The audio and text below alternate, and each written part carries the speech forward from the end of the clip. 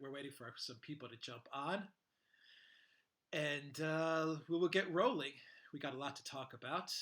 Mr. Peter Lavelle, host of RT's Crosstalk. We are going to be talking about Europe in Article 11 and Article 13.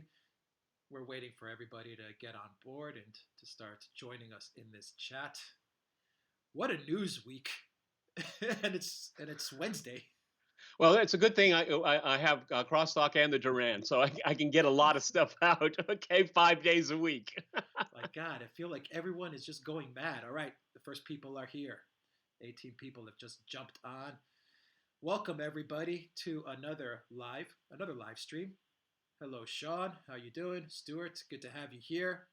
We are going to be talking about the EU and free speech. Yeah, Yeah, Article or 11, Article or 13. or lack thereof. Oh boy, I've I've been reading and researching it. You've been reading and researching it. What do you think? Well, this is number one going backwards.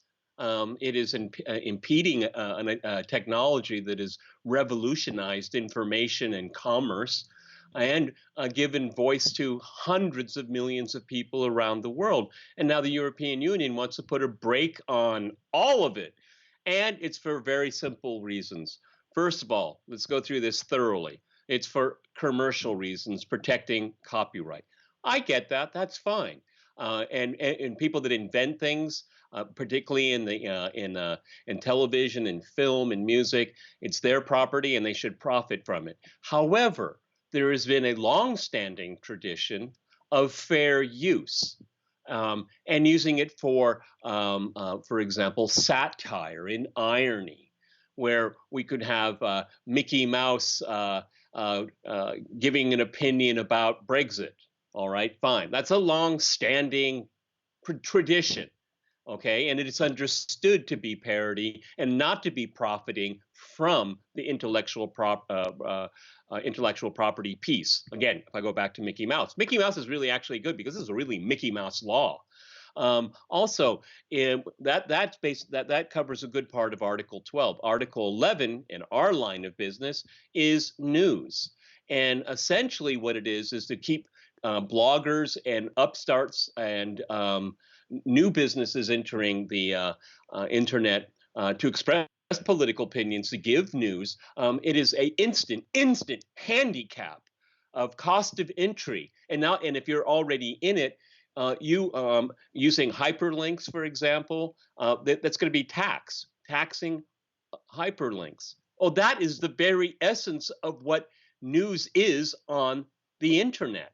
All right. Now, this cuts both ways. It first of all, it's a obstacle, an impediment, a punishment to people like ourselves, what we're doing right now. All right.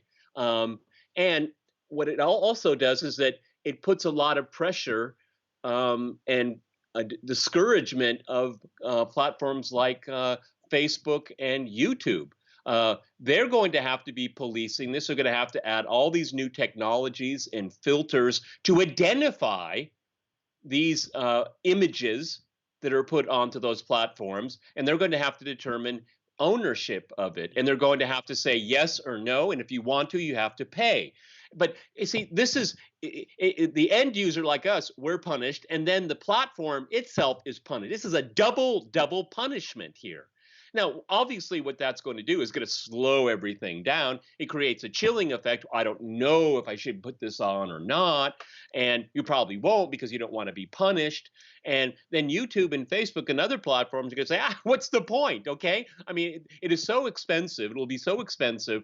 They will be taxed and fined and punished. What's the point? So what's happening here is that not only are the end users victims of this, is that the platforms themselves will affect their bottom line so much that they'll no longer be interested in doing business in, for example, the European Union. So this is a lose-lose all the way around. Now, of course, Sony, Paramount, Disney, they love this stuff. They've always hated the internet, hated it from day one. The major media outlets, they hate the internet because the internet's competition. It's competition for eyeballs and clicks. And oh my God, you might hear something different than what they want you to hear. These media outlets are the stenographers of power. We are not. We're here to do the reverse. We're supposed to tell you what's going on and what we, in our humble opinion, think it means. All of this is going to be wiped away.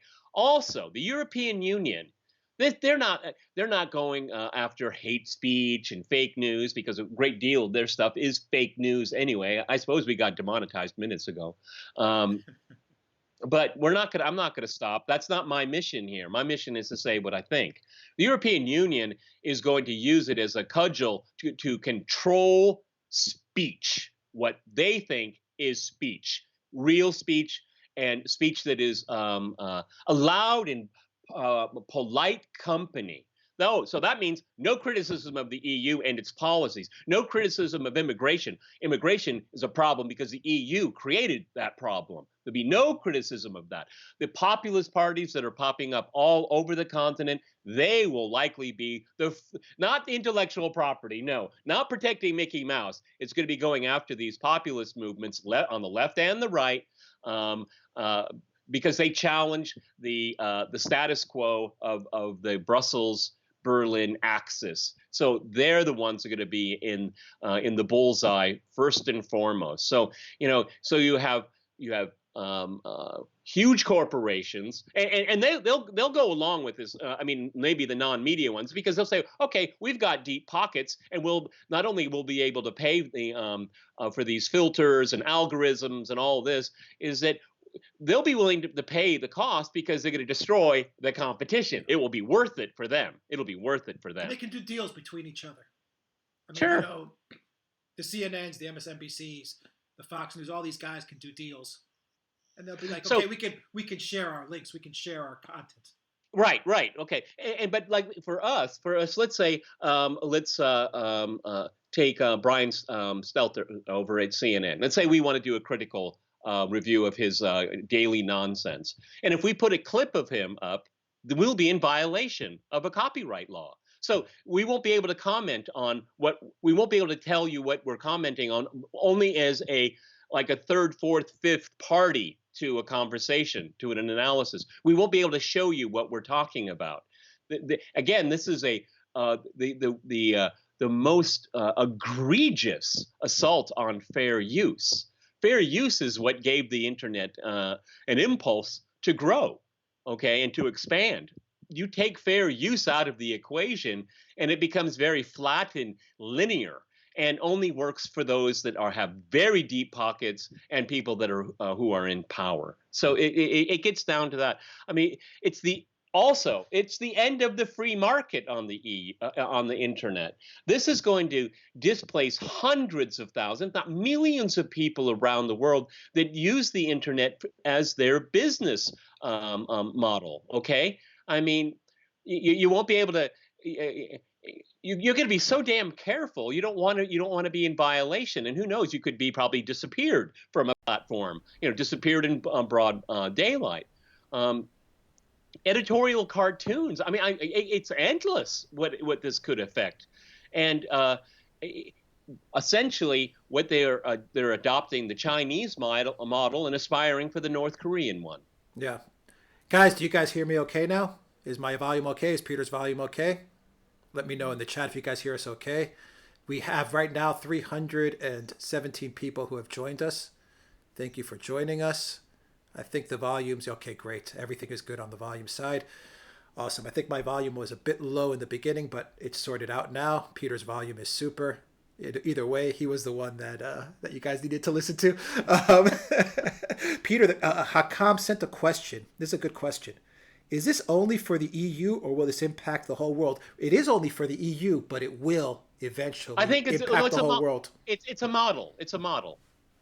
That's why it's a test run. Okay, getting rid of Alex Jones was a test run. Okay, then they started to go after other people. Now this is going to be a model that is going to be imposed on the European Union to see how it works, and it won't be because of popular acclaim. It'll be basically the powers that be say, this works. Okay, everyone's quiet and they all nod their head. the proletariat's interests are being served.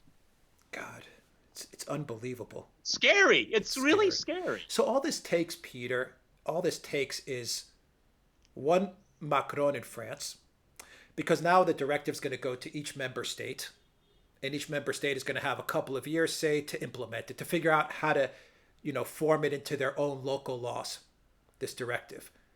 But it's kind of meaningless because when you're talking about a bloc like the EU, all it's going to take is one guy to go all the way to the other end of the spectrum, Maximalist. maximizes. Someone like Macron to say, "Oh boy, this is great. Now I can clamp down on everybody. I Yellow can clamp vests, and down. you name The it." yellow vests Yeah. will be gone. And every member state is going to have to follow suit, correct? Well, it'll be like a class action suit, I would imagine. Okay, once you start implementing it that way. Now, let's not have all the doom and gloom here. Unfortunately, as Alex and I have said before, is that people have been sleepwalking through this. I mean, hopefully, this video and others that I've seen today was going to start waking up people. Is that so much is at stake here? It's really, it will almost like be living in a world where the internet didn't exist, because in the European Union, instead of having hundreds of thousands and thousands and thousands of channels, you're going to have like 10. Yeah. The choices will be so limited, and I would say probably banal at best, the content. So it'll just be sponsors. It'll just be sponsorship of the information industrial complex, the corporate industrial complex, et cetera, et cetera. It'll be pre-approved and adjudicated content for consumption. That's what it's going to get down to. So it takes the individual out of it. It takes creativity out of it. It takes entrepreneurship out of it. It takes everything. And for me, most of all, it's the ultimate chilling of speech. And that's what they want. The European Union has got the cracks and the crevices are becoming more and more apparent. We've talked about this on every single podcast virtually, and they don't want those in power, don't want us talking about it. They This don't may want be, to be sharing ideas. but this may be the something that can unify people across the EU. It could be a trigger because if you look at the grievances of the yellow vests in France, and you look at the grievances of populist movements in Italy, left and right side, if you look at the grievances that Poland and Hungary have within the European Union, they're all separate grievances. But this, this what's it's officially called a copyright directive, the EU copyright directive. This will actually unify everyone. Everyone's going to be saying, what is going on here? Got to wake up, people. I hate that lefty term woke, but if it takes me saying that, then I'll say it, okay? Because so much is at stake. Everything is at stake. Everything. What is the West based on? It's based on one word: locos, the word. And if you lose the word, the locos, we're done. Done, done, done. And you'll be living in a state-managed environment where everything is controlled and everything is under a directive. Well, that's what they want. Yeah, I mean, 1984 was a novel. It wasn't supposed to be a user's manual, and that's what it's become. So the guy that put this in motion is actually in Angela Merkel's CDU party. This guy, Vix or Vax, forgot his name. Let me look it up. This guy, Axel Voss. He's the guy that thought this whole thing up. Well, this is, I'll kind of go in the weeds here, but I mean, in many ways, Germany sees the European project not, I think, as so many other people do in the European Union, because Germany is by far the strongest by any single metric. And there's a belief that because they are the strongest in every single metric, that they should really determine the rules of the entire European Union. So it's really top down here. And it gives order to the it gives order to the information space. Okay, well, that's a bit too much order for my taste. Okay, I like it when it's a little crazy on the fringes here. It keeps us all awake. Okay, and this is the reverse. This is just to it define all of the borders and everything is in a box, and it will work the way they want it to work. It'll force it to work because that's what the European Union project is now. They're forcing it to work. Okay, and this is a very important device. I mean, for the people in power, this is the ultimate solution to all their problems because no one will talk about problems because they won't have a venue to do it. That's a perfect world for them. How's it going to affect the economies, though? I mean, I think it's going to be devastating, devastating.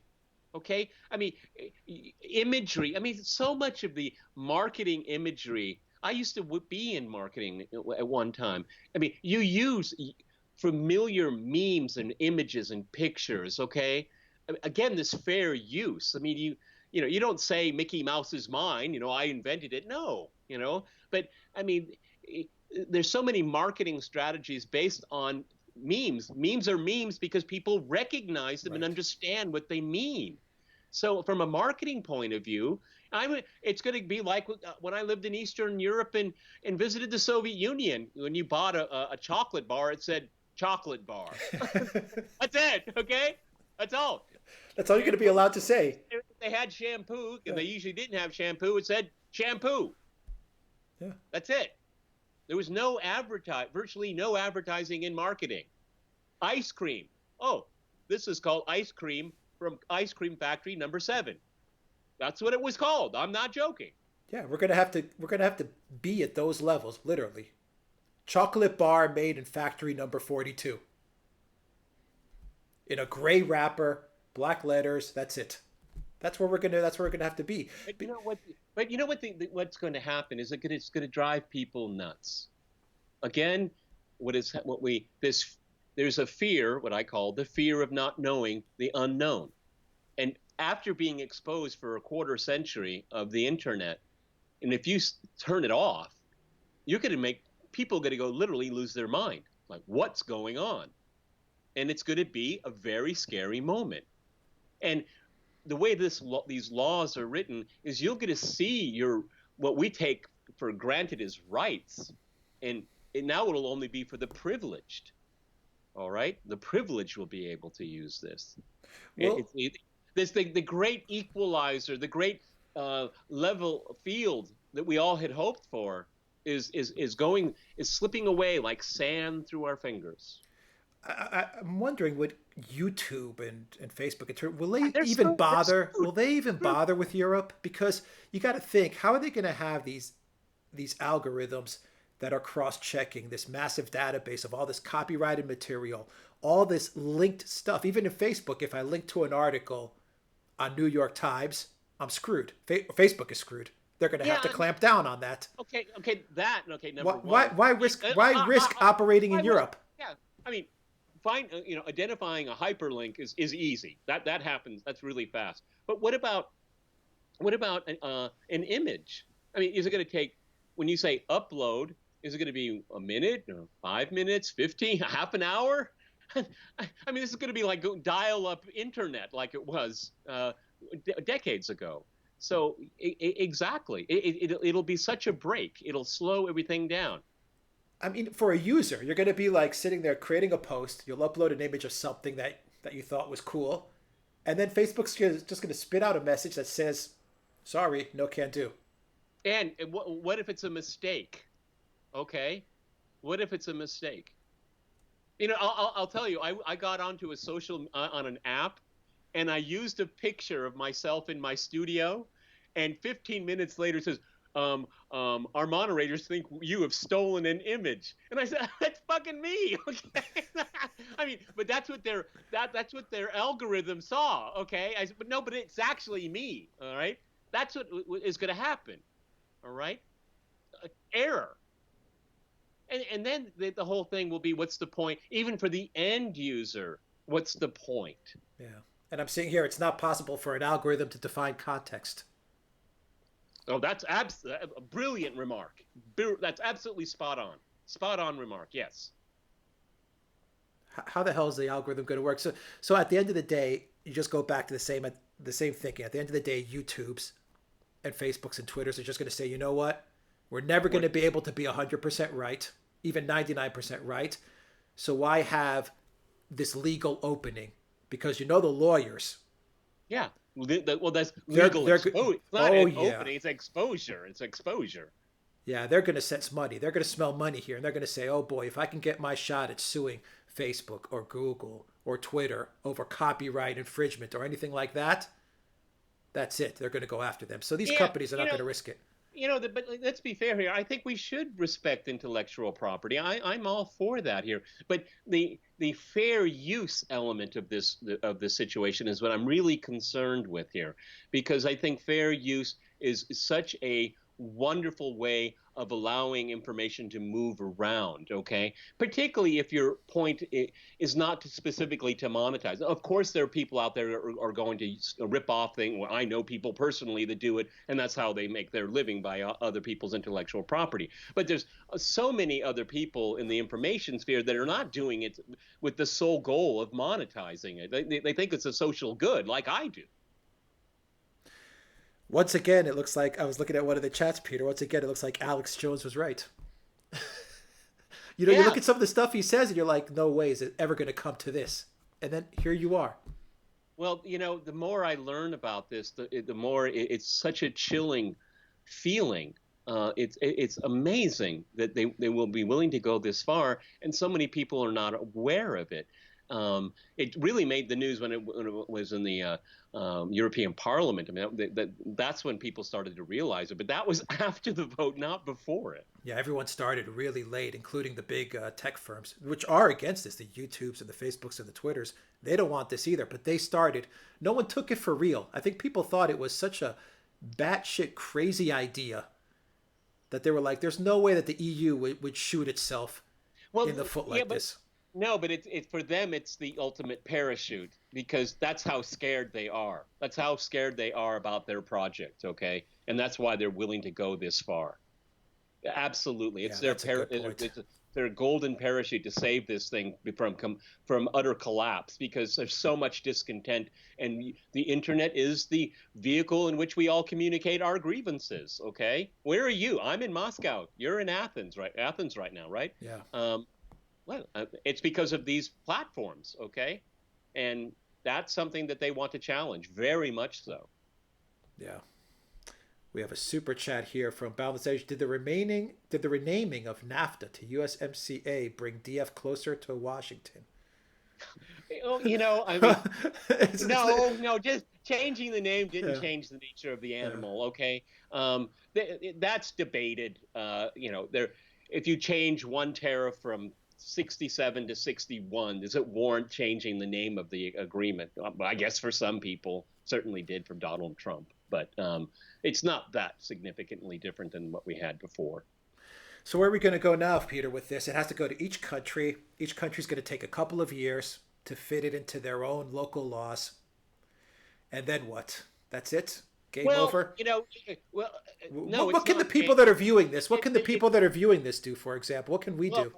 if you need to, get a yellow vest and all across Europe and say, this is no way. No, we, the people, we will decide this, not you. And yeah, first of all, like you said, each country is going to have to deal with it with their specific circumstances. I hope that there's some real enlightened and and courageous people to say, not on my watch, no way. Okay, so there'll be pushback here, but we have to with this video and other people, there's some good ones out there. We have to push back on this. We have to tell people what this means. And we're not exaggerating here at all. I think we're taking the base case, not the worst case. And you have the parliament elections coming up soon too as well. Right. So, I mean, that's definitely an opportunity to find out who voted for this, who were the people that voted for this in your country, and vote And them out. and maybe we can find out who had their pockets stuffed. Okay, maybe we'll find that out too. How, how do you think who do you think benefits the most from this outside of the bureaucrats in the EU? Oh, traditional entertainment, traditional media. They're the big winners in this here. I mean, look, Mark Dice, okay? I mean, he's a wonderful video blogger, okay? He's really rough. He's edgy. He doesn't hold back. Um, you know, he His would not stuff will exist never pass. to this. Yeah, What? his stuff will never pass in Europe. No, it'll never Yeah, pass. Okay. yeah. And that's a pity because a great deal of his stuff is satire. It's rough, it's hard sometimes, but it's satirical, okay? And that there's a place for that. There's a place for it. I'm a consumer. I decide I want to go there. I don't why should a bureaucrat tell me you shouldn't look at that? It's not good for you. Who are you to tell me that? I believe in the logos, okay? The word. And everyone has the sovereign right as an individual to determine what they want, okay? Even if it is offensive to some people. Get used to it, okay? Tolerance, you know, tolerance has been so misconstrued and so misused and abused. Uh, Tolerance is not always the virtue you think it is. You're being taught a form of tolerance that is very, very destructive because that the form that they're peddling right now means you disappear. You as the individual, you watching this right now, you disappear. Peter, you were recently in China. How is the internet in China? If we're going to So they have, compare, if we're going to compare the they openness have of the they two. have they have they have their own kind of mini universe. It's just for them. Okay, I'll give you an example. I tried to go into antiwar.com, and in China you can do that. What do you get? It's interesting. You just get the headlines, but you get no content. You get no ads. It's like a 10%, 8% full page, the homepage. You can get in it, but it's completely useless. You can't use it at all. And then they have VPNs, which I used the VPN that was on my Apple phone, and how much. And I watched Tucker Carlson, and when I got back home, I realized I spent $500 to watch one episode Wow. of Tucker Carlson. Whoa. So they make it really prohibitively expensive. One was 44 minutes, $500. It was a great program, though. worth the $500, my God. But what about like WhatsApp and Facebook and Yeah, well, YouTube I and don't stuff know. like that? I've forgotten the name of it, but they have their own WhatsApp. Okay. But were you I can't, able to access those? oh no, because I didn't get on the platform, but I could Okay. get on it. Yeah, but it doesn't go outside of its own platform. All right. So So it's and completely all encapsulated. yeah, all Chinese people know it. It's all and they know about Facebook and they know about Google. They know about all these things here. But the Chinese say we have ours is good enough for us, okay? And the Chinese internet is commerce on steroids. I mean, really, that's what they use it mostly for. And so they have the Great Wall, and it's hermetically closed.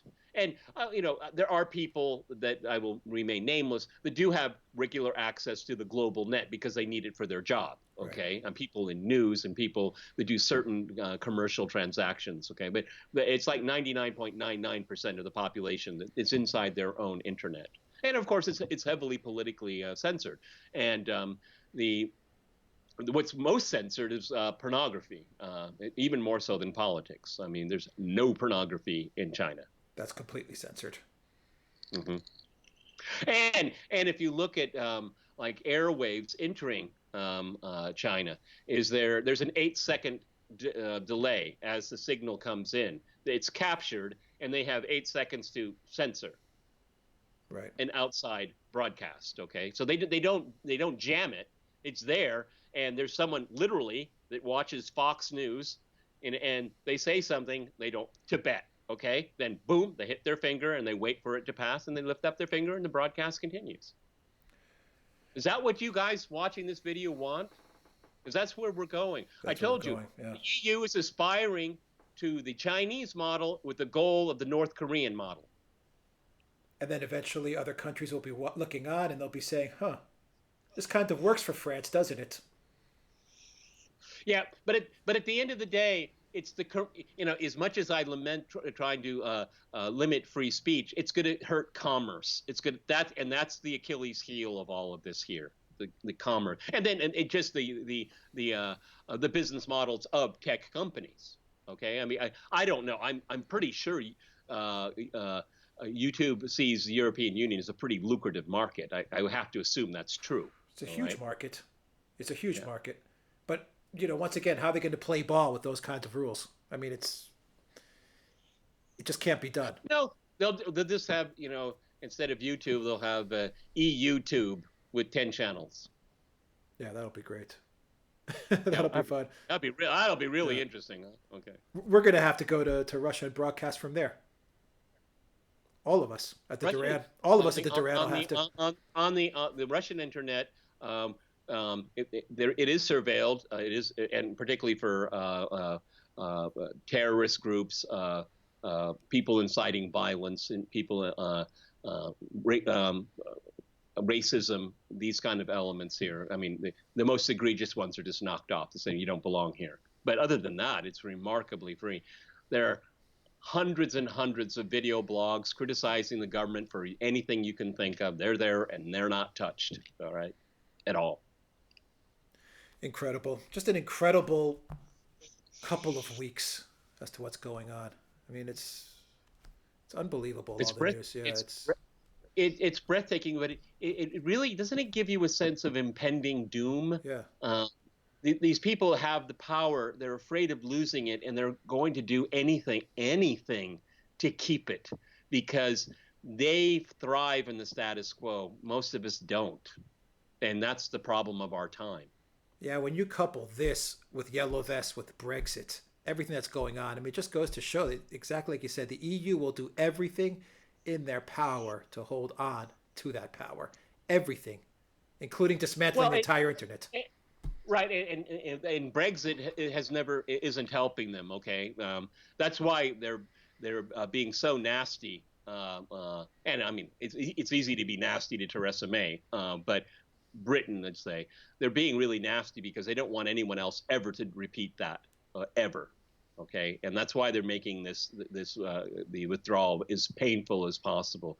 These people, they come out and they have these really cool glasses and suits, and and they're glass buildings. They're super chic and cool, but they're cold stone, hardcore, mean, and nasty people. They really are. All right, we'll leave it at that. Let's end this live chat. We wanted to get on this afternoon to get you guys the latest news on Article 11 and 13 because this is a huge story. So thank you to everyone who joined us on this chat. Peter Lavelle, host of RT's Crosstalk, thank you for tackling this issue. We're going to have a lot and of... we're going to stay with it. We're going to stay with it because this affects all of us, and it is downright scary for everybody on every level. All right, Peter, let's wind down this live chat. Thank you, everybody, for joining us. And stay tuned, everybody who's watching us right now. We'll have some videos coming out this afternoon. One on Italy and China, Peter. We have one on Italy and China coming out. And our favorite story in Chicago.